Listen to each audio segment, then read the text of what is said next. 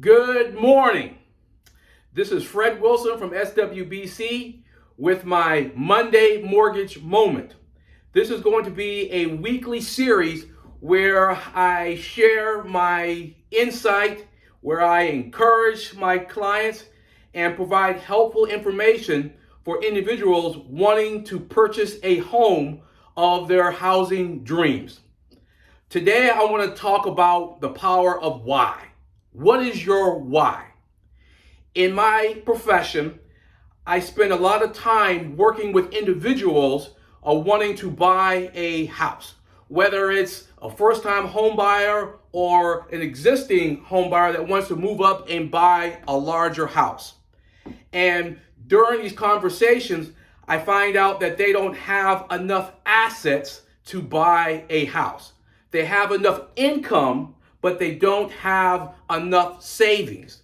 And so when I share with them that more money is required, that's going to require a change in behavior.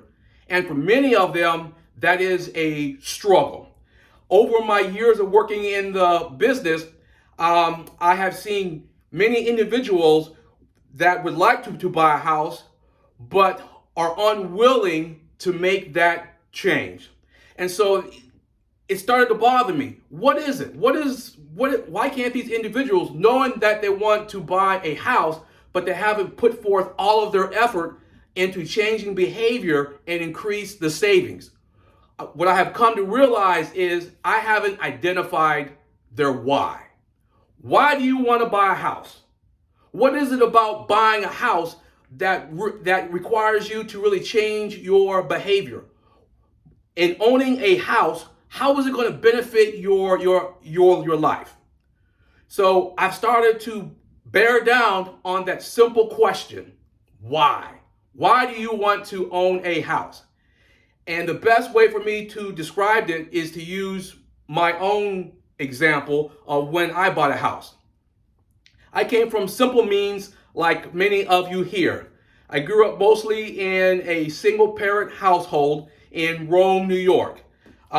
When it was time for me to go to college, my first 2 years, I went to State University of New York at Delhi, and we were able to afford my initial 2 years of college.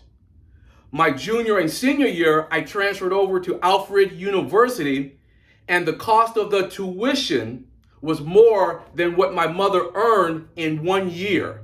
So fortunately, through a lot of aid and grant and student loans, I was able to afford to go to college. But while I was there, I noticed something that was so apparent. A lot of the students there had cars, they had disposable income, they were really enjoying themselves. But for someone like me, I was always having to watch my money, how I spent it. I was also having to work in work study. And I never understood how are these parents able to afford to send their children to this expensive college. It wasn't until I started to buy a house after I got married, I sat down in a first-time home buyers class and I found out about the word equity. Now I'm like, oh, this is how parents were able to afford to send their children to colleges and pay for everything because of the equity within their home. And equity is the difference from what you owe on a mortgage compared to the value of your house. So you can borrow against that difference. So that's when a light bulb went off in my head. So when I bought my first townhouse, my wife and I, we were there in the house, and then we started having children. And then I was like, okay, now we have to really start doing some more savings because we wanted to have a bigger house. So we ended up buying a bigger house. And then we started having 2 additional children. And one of the benefits for me, that was my why, was each morning I was able to go into each of their rooms, pull their cover up over them, and see them sleeping soundly. That was the best feeling I ever had to this day, and still have, knowing that they don't have any worries, any cares.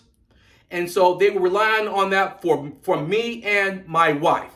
That was my wife. That was my why, and still is. My why is knowing that my children are safe and comfortable, and I see it every morning when they're sleeping in their bed.